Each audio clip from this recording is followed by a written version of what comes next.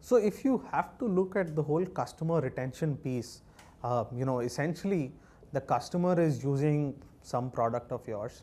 So of course, there are various factors to it. If he has to switch, if he's not happy with your product, so he's going to switch. So you obviously have to make sure that the value prop is very strong, the customer is generating benefits from it, and you have to make sure that you are communicating those benefits to the customer proactively.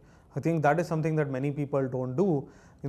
It may be doing great, but the right people in that organization need to know that it's generating the right set of benefits. So that's obviously a value prop based lock-in.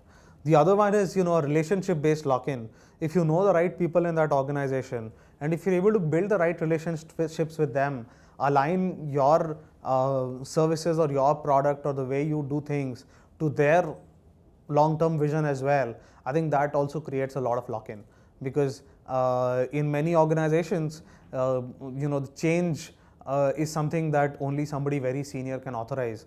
And if you are able to align yourself very strongly to the vision, it becomes very difficult to make a change. The third thing is, of course, lock-in in terms of technology dependence, in terms of barriers to entry that you're creating in your business anyway, as a way of defending it yourself from competition. So whether your technology is unique, you have patents, you have a bunch of integration points and touch points that are hard to replace, I think those are very critical aspects in terms of the way you retain customers. But of course, all this has to happen. You have to go back to the first point and make sure that your customers are happy, and make sure you're doing the right you're measuring your satisfaction, you're communicating the success very proactively. I think in terms of generating referrals, in our own experience, we found that if the customer is happy, you're able to build the right relationships, it's easy to get referrals. When you've done a great job, if the customer has appreciated you, why don't you go ask them about, hey, if you're happy, do you think there are other people that we can talk to? Just go point blank and ask the customer. The other thing is, of course, if you go with that customer to a bunch of conferences, if you have customers who are happy with you, you will yourself get introduced to other people who will probably then start a conversation. So I think that networking opportunity, making sure that you have happy customers in any networking event, definitely helps a lot, because that's a very dynamic opportunity where you're quickly building relationships wherever your customers talk something useful about you. I think the other part where, again, as a business, people would benefit a lot is when employees that they've worked with in one organization leave and join another organization. I think if you've done great work with them and if they've been happy with your services, they would definitely take you to the next one. I think that obviously doesn't happen over the first 6 months of you building the product. But as you get into year 2 and year 3, I think that definitely adds a lot of customers who come in just through these plain referrals. And it has worked greatly for us as well.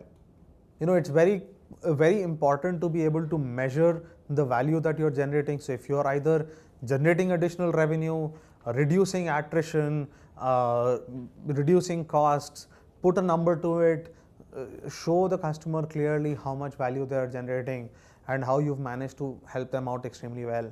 I think making it black and white is very critical, and I think making sure that you have a very clear way of showing the return on investment obviously goes a long way.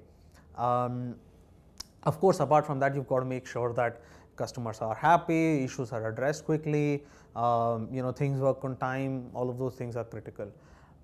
The other part where the whole relationship lock-in, and especially for business to business sales, is when your account managers, your field sales reps, your customer associates are able to build a one-to-one relationship with your top customers, where they map the organization extremely well, they know who the key stakeholders are, they're able to align their strategy, the implementation plan, the roadmap to the to the vision and future plans of your key stakeholders.